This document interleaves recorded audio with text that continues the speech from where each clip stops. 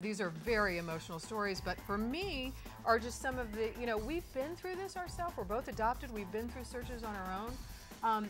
How deeply emotionally involved you get as a host, as producers, as the audience will get with these people. That was maybe the most surprising to me, that I am so invested in these people and their happiness and their reunions that sometimes I can't sleep at night. Right, I agree with that, Lisa. I mean, the fear of what's going to happen and how's this going to work out, and then the ultimate joy when it works out well is something that we both experience in our own searches and our own happy endings.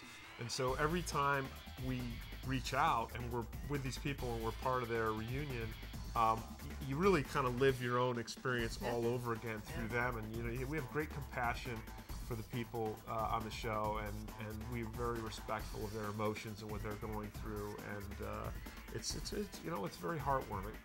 Gosh, I wish there was a show like ours when I was doing it, right? I know. I mean, my search was sick. It took 6 years. It was very painful.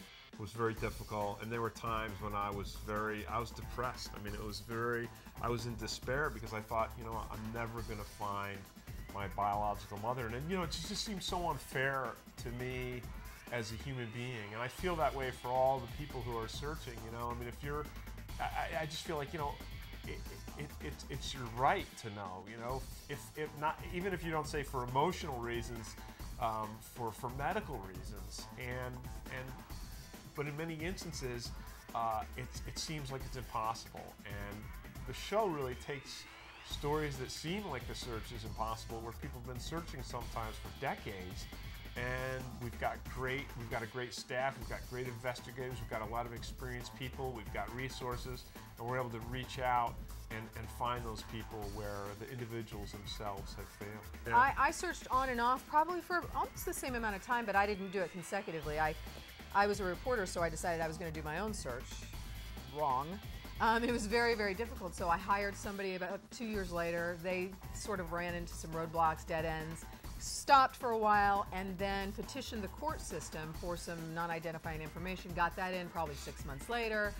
Then finally hired, about a year later after that, a woman who was a confidential intermediary, which means she's not a private investigator. She doesn't go, here's your phone number and address, go find her. Here, She basically says if they want to be found, sort of like our show does, then I will put you two together. And I hired her, and a week later I met them. So it was very quick once it happened, but it took a long time. And it's the emotional decision that went into deciding to find them took longer than the actual search for me. My family's still my family. My parents are still my parents growing up, and that's something that Lisa and I both know and understand too. And we're sensitive to that. We're respectful to that in the show as well. And it's really joyful to see sometimes kids who are adopted just have their parents, their adopted parents, who really want to help them and understand that they just have this thing that's missing somewhere in their heart. And when the parents want to help them complete that search, it's really a lot of fun. It's a real pleasure.